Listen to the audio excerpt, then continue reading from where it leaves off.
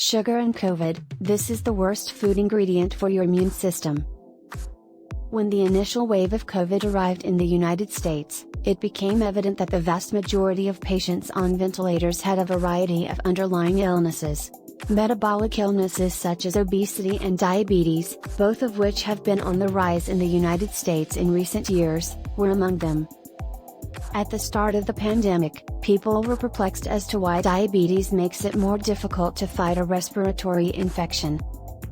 First, studies demonstrate that the SARS-CoV-2 virus can wreak havoc on blood sugar management in the short term, potentially putting people with diabetes in a life-threatening blood sugar state. It accomplishes this by attaching to receptors on the pancreas beta cells, which create insulin.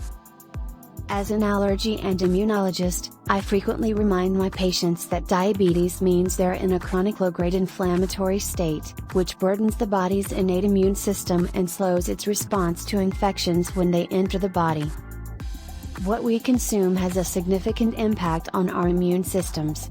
Sugar, in particular during COVID, is the worst element for your immune system.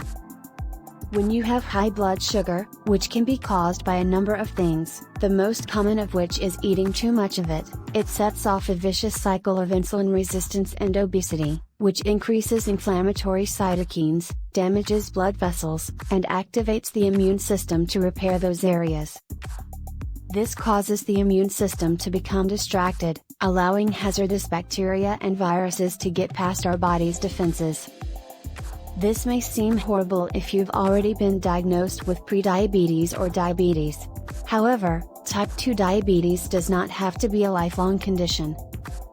Excess sugar in your diet can not only help you break the cycle, but it can also help you break it totally. One of the most efficient strategies to enhance your immune system is to reduce your sugar intake.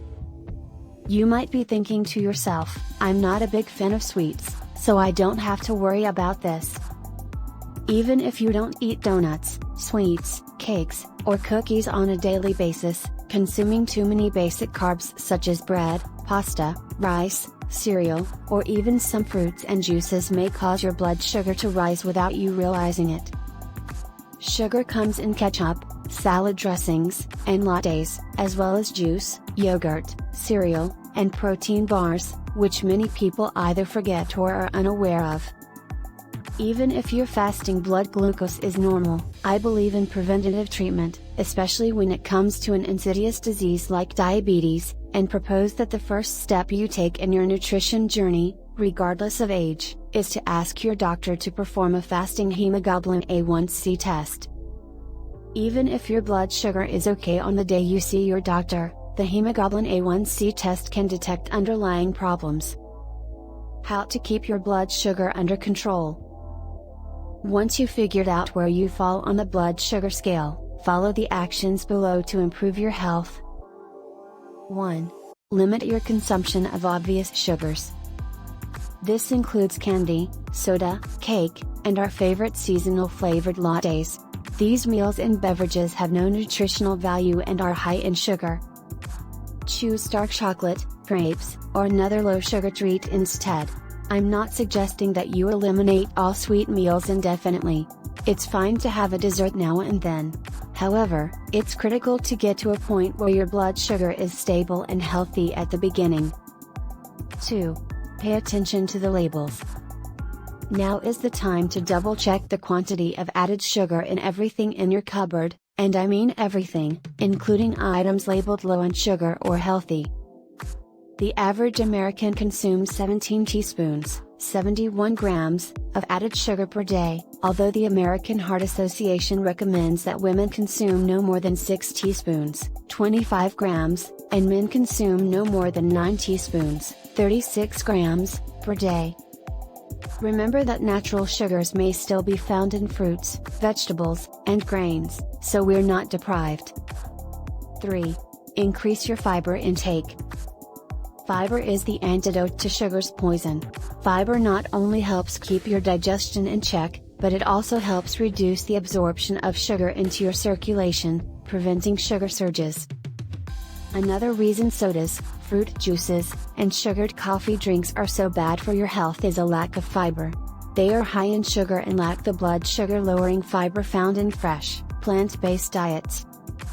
Black beans and lentils, steel-cut oats, avocados, buckwheat, pears, raspberries, barley, and flaxseed are some of my favorite high-fiber meals. 4.